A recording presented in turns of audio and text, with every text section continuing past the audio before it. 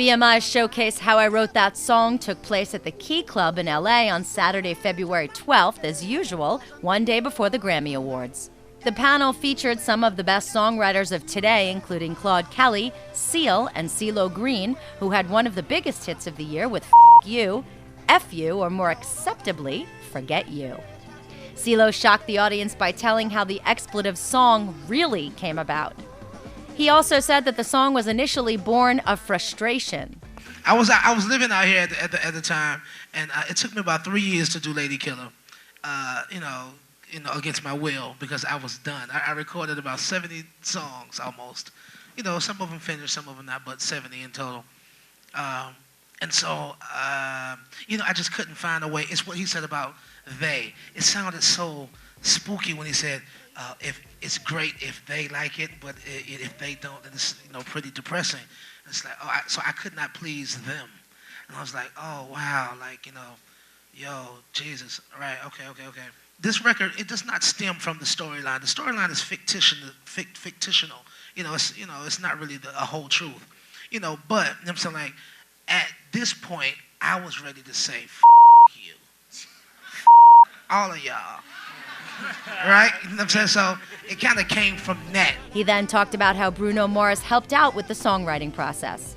I was introduced to Bruno about a year or so prior to, and when I met Bruno, I was introduced to him as a young, aspiring artist, singer, songwriter, producer extraordinaire, but a staff writer, at the time. So it was him and Phil Lawrence. And so I was introduced to them very casually. And with this project, I just wanted to kind of open up a little bit more and write with people, bounce off other creative people and see what we could come up with, which I had never done before. Walked into the studio one day, and Phil and Bruno kind of had the sketch of what the hook would be. So it went from, I see you cruising around town, I see you walking around town, it ended up being driving around town, but it was always you.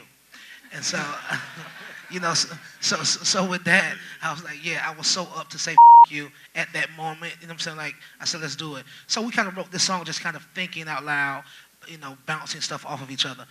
I'd say one line, I'm sorry, I can't buy a Ferrari.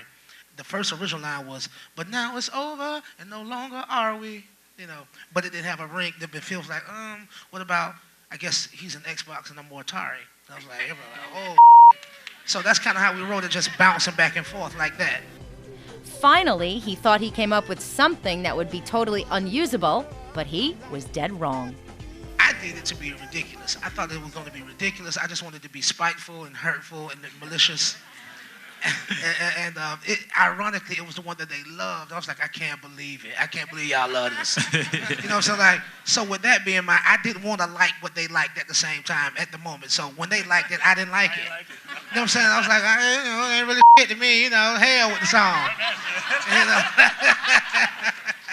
So they went with it, and everybody was in on the joke, which is so strange, because a song entitled You just assume where it wouldn't work as opposed to where it would. You know what I'm saying? BMI is an organization that protects the rights of songwriters and helps them monetize their art. Broadcast Music, Inc. collects license fees from businesses that use the music, which it distributes as royalties to songwriters, composers, and music publishers.